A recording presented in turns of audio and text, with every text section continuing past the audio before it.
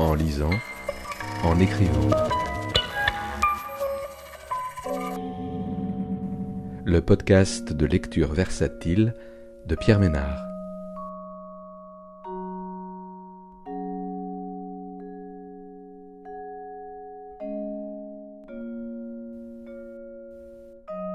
Aujourd'hui, 961 heures à Beyrouth, de Ryoko Sekiguchi, paru aux éditions POL en 2021. Ryoko Sekiguchi se rend en 2018 à Beyrouth, où elle reste presque 1 mois et demi pour faire le portrait de la ville à travers sa cuisine, les gestes de ceux qui la font, ceux qui l'apprécient et la partagent, les histoires racontées par les habitants. L'acte de manger s'accomplit par étapes. Humer les odeurs, regarder le plat, écouter les frémissements de la cuisson ou le couteau qui tranche, tâter de la main ou de la fourchette, mettre un morceau à la bouche, chaque chose en son temps, chaque sensation en léger différé d'avec les autres. Il n'y a pas de recette pour écrire un livre sur une ville comme Beyrouth, mais un ensemble de fragments qui retracent les rencontres de l'auteur, ses échanges, les références littéraires, artistiques, historiques, qui se mêlent aux souvenirs personnels, tissant des correspondances entre tous les lieux traversés et ce rapport intime à la cuisine où tout est mis sur la table à la façon d'un mezze. 186. Dernier déjeuner.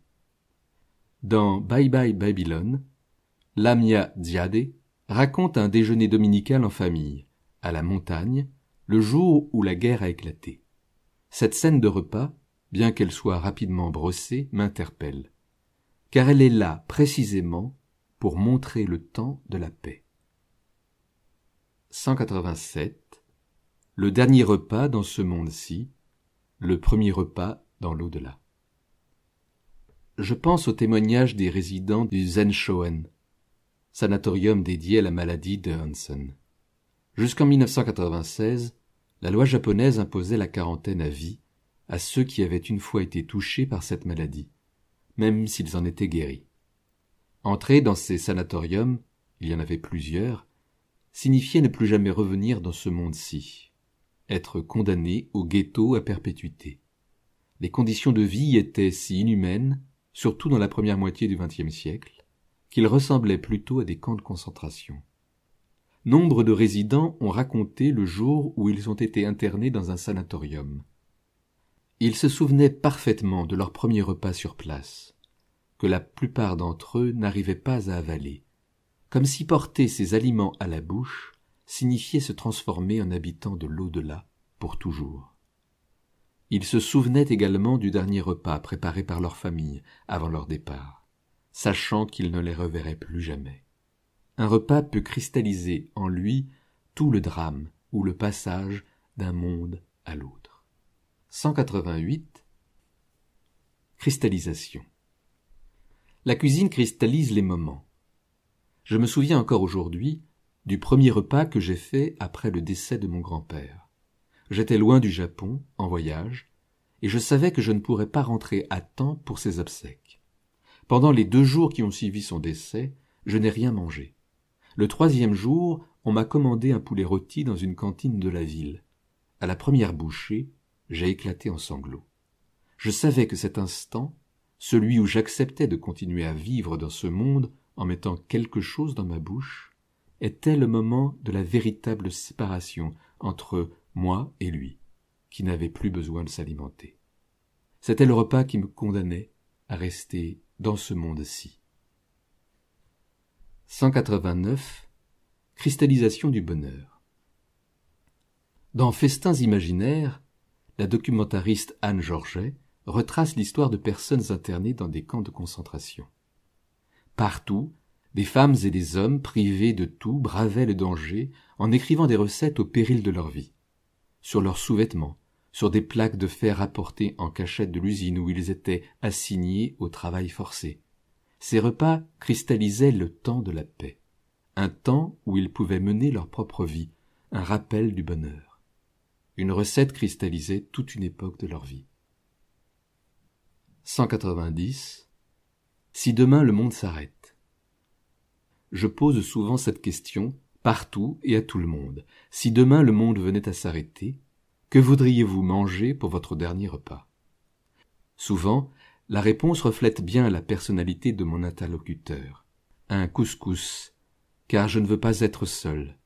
Rien, car j'ai autre chose à faire que de manger pour cette dernière journée.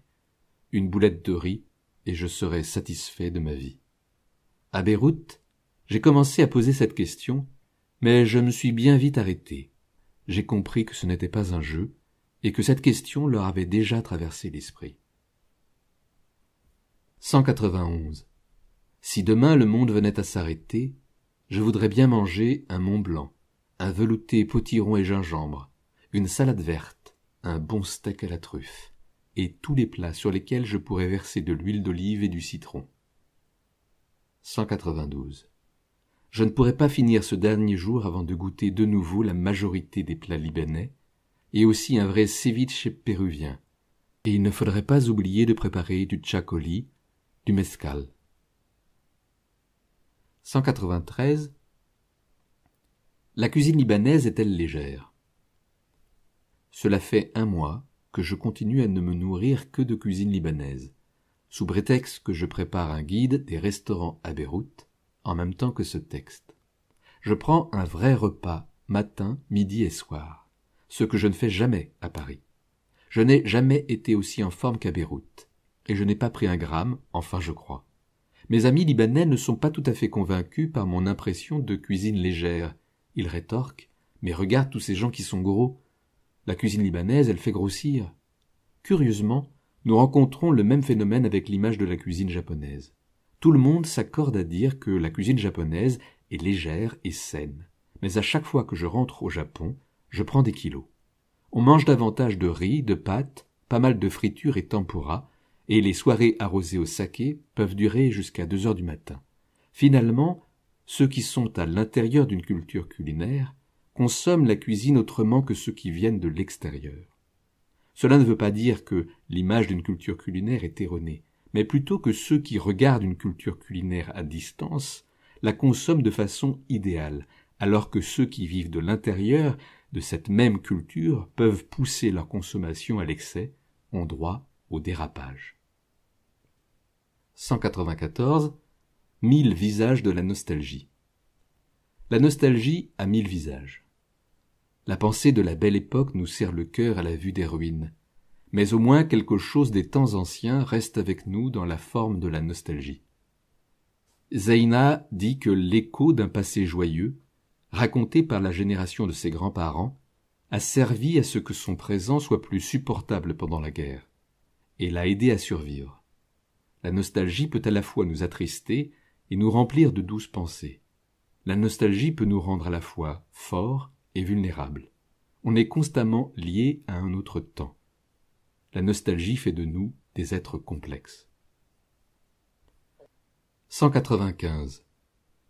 La nostalgie parle d'une chose perdue, afin qu'elle existe autrement. C'est parce que les Beyrouthins me parlent de leur nostalgie que ce livre existe.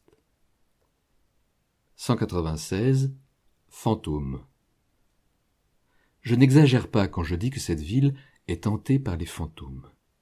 Après un drame, une catastrophe, les fantômes demeurent. Ce n'est pas parce que vous les sommez de disparaître qu'ils se dissipent.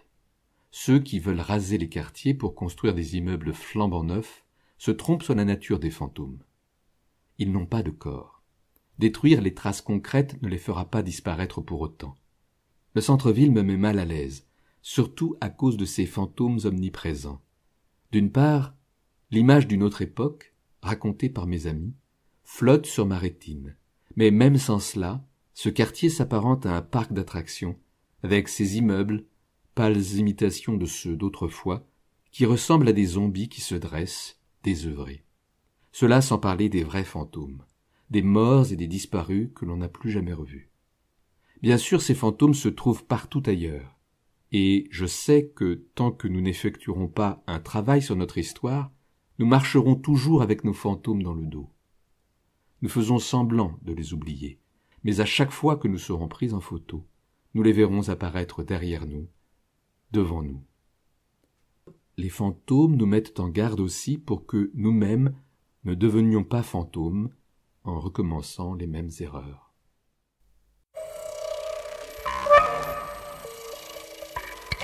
En lisant, en écrivant.